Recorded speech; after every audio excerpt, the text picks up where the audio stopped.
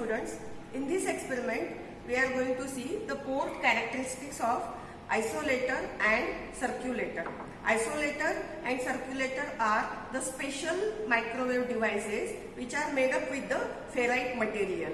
The main property of the isolator is that when we apply the input microwave signal at this port, we will get the output at this side. But if microwave input is given to this port, then we won't get the output at this side and complete signal gets attenuated because of the properties of the ferrite material.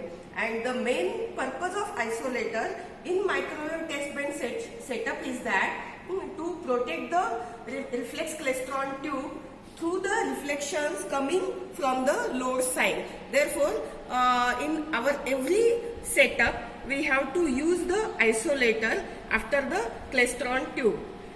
Then, one more device is that circulator. The purpose of the circulator is to circulate the microwave energy from one port to another port. This circulator is 3-port circulator. Some 4-port circulator, 5-port circulators are also available. In this circulator, this is a port 1, port 2 and port 3. If input is given to the port 1, then we can get the microwave signal at port 2 but not at the port 3.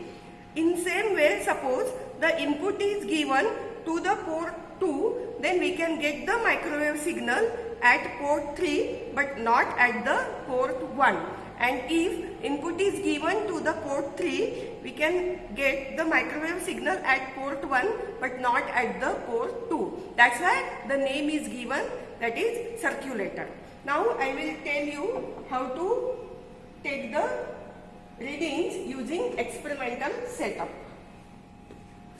Here, like in the previous experiment, we have to set up the klystron tube in the first mode. For that, we need to adjust the beam voltage and repeller voltage. Now here, beam voltage is 251 volts and beam current is 14 milliampere. And the repeller voltage is required to generate the oscillations in the klystron tube, and at the first mode the repeller voltage is applied here, that is minus 105 volts. And you can observe on the CRO the first mode of the repeller voltage is set up, and this microwave signal we are going to apply to the isolator to take the readings.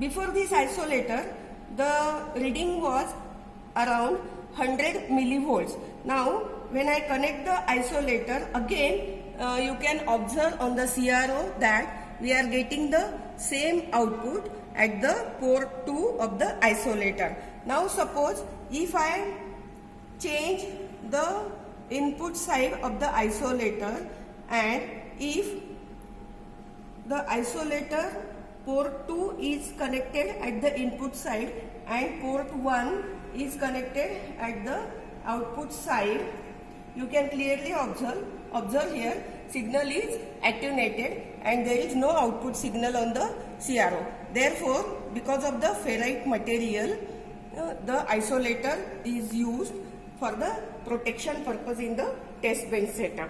And from these readings, we can calculate the coupling coefficient and isolation factor of the isolator. In same way, you can take the readings for the circulator also. Suppose input is given to the port 1 of the circulator and detector is connected to the port 2. But remember that at the same time, you have to terminate the port 3.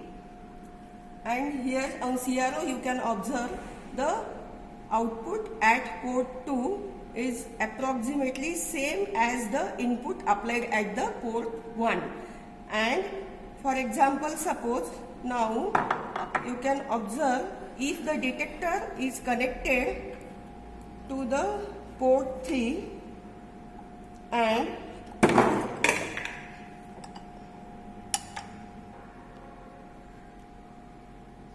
okay, now you can see here again input is given to the same port at the port 1 and port 2 is terminated with match load and the detector is connected at the port 3. You can observe on the CRO very minimum signal we are getting at the output. It means the circulator is used to circulate the microwave energy only in the one direction. It means that is, suppose input is given to the port 1, we can get the output to the port 2, not at the port 3. And from these readings, we can calculate the coupling coefficient and isolation factor, and we have to repeat the same procedure for port 2 and port 3 also. It means we have to apply the input at the port 2 and we can measure the output at port 3 and port 1, and when input is applied to the port 3, we can measure the output at port 1 and port 2. In this way, we can perform the port characteristics for the isolator and circulator.